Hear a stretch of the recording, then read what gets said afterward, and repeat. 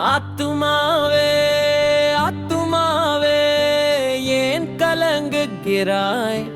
என் ஆத்துமாவே ஏன் கலங்குகிறாய்? பிரியமானவர்களே, நீங்களாம் நல்லா இருப்பீங்கன்னு நான் நம்புகிறேன். நீங்கள் நல்லா இருக்கணும், அதுதான் ஆண்டவருக்கு ரொம்ப முக்கியம்.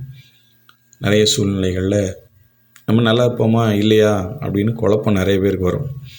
அந்த ஆத்துமா குழம்பும், இது கரெக்டாக தப்பா, ஐயோ வாழ்க்கை இப்படி முடிஞ்சு போயிருமோ, இந்த காரியம் நடக்காதோ, நம்ம இப்படியே போயிடணுமோ, அவ்வளோதானா முடிஞ்சா, யார் நம்மளை உதவி செய்ய மாட்டாங்களா, அங்கே அப்படிலாம் நடக்குது, அங்கே இப்படிலாம் நடக்குது, அங்கே இதெல்லாம் செய்கிறாங்களே, அங்கே இதெல்லாம் செய்கிறாங்களே, அங்கே இப்படிலாம் கிடைக்குது, நமக்கு வரலையோ, நமக்கு ஏன் வரல அப்படின்னு நிறைய குழப்பத்தோடு நீங்கள் அமர்ந்திருக்கலாம். இன்னைக்கு ஆண்டவர் உங்களோடு அவர் பேசணும்னு விரும்புகிறார். ஒரே ஒரு சம்பவத்தை உங்களுக்கு சொல்ல நான் ஆசைப்பட்றேன்.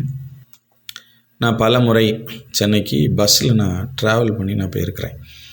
அப்போது பேருந்தில் நான் போகும்போது ஒரு டிக்கெட் போட்டு நல்ல ஒரு வால்வோ பஸ்ஸில் நம்ம ஸ்லீப்பரில் போகலாம் அப்படின்னு சொல்லிட்டு ஒரு பெரிய ஒரு பிளான் சென்னையில்.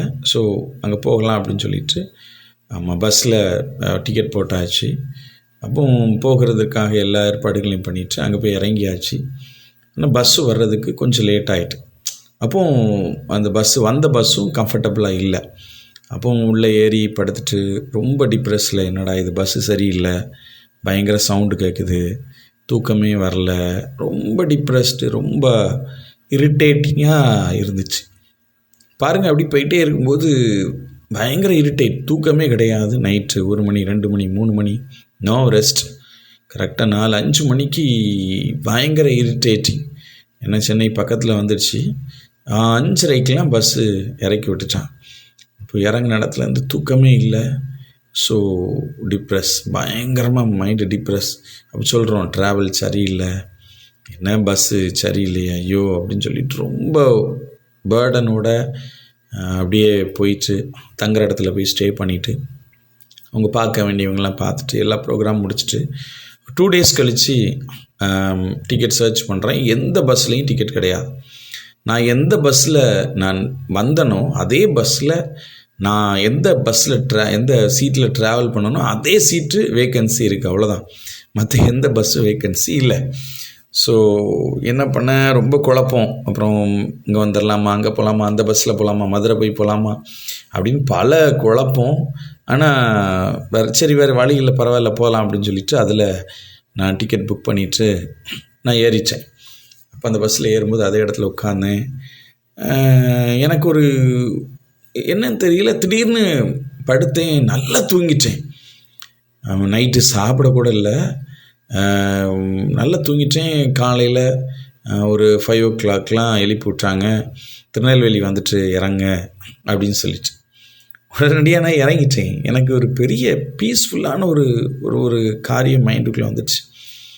அப்போது நான் வீட்டுக்கு வந்த பிறகு நான் அடுத்த நாள் யோசிக்கிறேன், ஏன் போகும்போது மட்டும் நமக்கு மைண்ட் ரொம்ப டிஸ்டர்ப் ஆச்சு, ஏன் ரொம்ப அந்த ட்ராவல் நமக்கு ரொம்ப டிஸ்டர்ப் ஆச்சு, வரும்போது அதே பஸ் அதே சீட், ஏன் நம்மளுக்கு டிஸ்டர்ப் ஆகலை அப்படின்னு யோசித்து பார்க்கும்போது தான் எனக்கு ஒரு காரியம் புரிஞ்சுது. நமக்கு போகும்போது நம்ம எதிர்பார்ப்பு எப்படி இருக்குன்னா, என் எதிர்பார்ப்பு எப்படி இருந்துச்சுன்னா, நல்ல பஸ்ஸு வரும், ஃபோட்டோவில் பார்த்தோம், பஸ்ஸு சூப்பராக இருக்கும், அந்த பஸ்ஸில் இப்படிலாம் இருக்கும், இப்படி உட்காந்து நம்ம விருப்பத்தின்படி இருக்கலாம் அப்படிங்கிற ஒரு மைண்ட் செட்டிங் என் மைண்டுக்குள்ளே இருந்துச்சு. ஆனால் அந்த வந்த பஸ்ஸுடைய சிச்சுவேஷன் வேறு பஸ்ஸு, அதனுடைய டோட்டல் வேறு.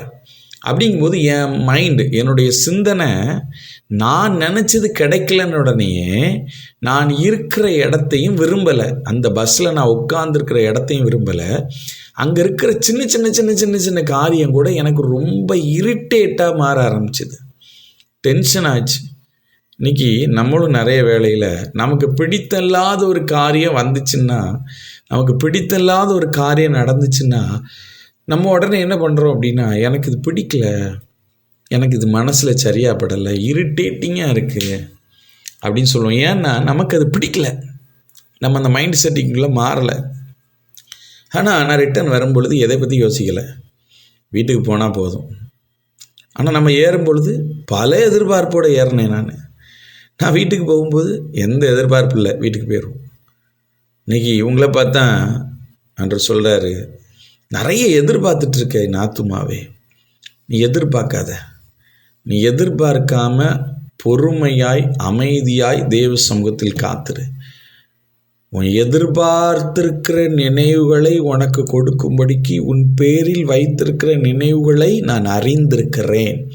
அது தீமைக்கல்ல, நன்மைக்கே. அதனால் ஆண்டவர் சொல்கிறாரு, உங்கள் நினைவுகளை அவர் அறிந்திருக்கிறார். அதனால் எங்கே போனாலும் சரி ரொம்ப எதிர்பார்ப்போட போகாதீங்க. எந்த காரியத்தை செஞ்சாலும் சரி, நாத்துமாவே ஏன் கலங்குற, ரொம்ப எதிர்பார்த்து போகாத, எனக்கு இது நடந்துடும், அவ்வளோதான், என் வாழ்க்கை செட்டில்டு, அப்படிலாம் போவோம் நிறைய காரியத்தை நம்பி எதிர்பார்த்து. இன்னும் ரொம்ப கவனமாக போங்க. எதிர்பார்க்கிற காரியத்தை ஆண்டவர் கொடுப்பாரு, ஆனால் அந்த எதிர்பார்ப்பு அவர் சித்தத்தின்படி இருக்க வேண்டும் என்று ஆண்டவர் விரும்புகிறார்.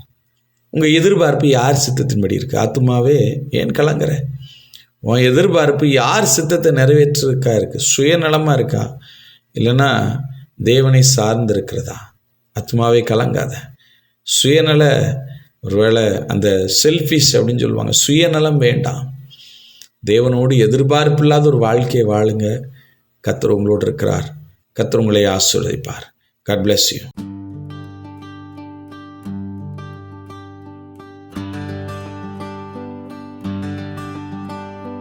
ஆத்துமாவே ஆத்துமாவே ஏன் கலங்குகிறாய்? ஆத்துமாவே ஆத்துமாவே ஏன் பயப்படுகிறாய்? உன் கலக்கம் மாற இயேசுவோடு பேசு. உன் கலக்கம் மாற இயேசுவோடு பேசு. இயேசுவோடு பேசுப்பா. இயேசுவோடு பேசுப்பா.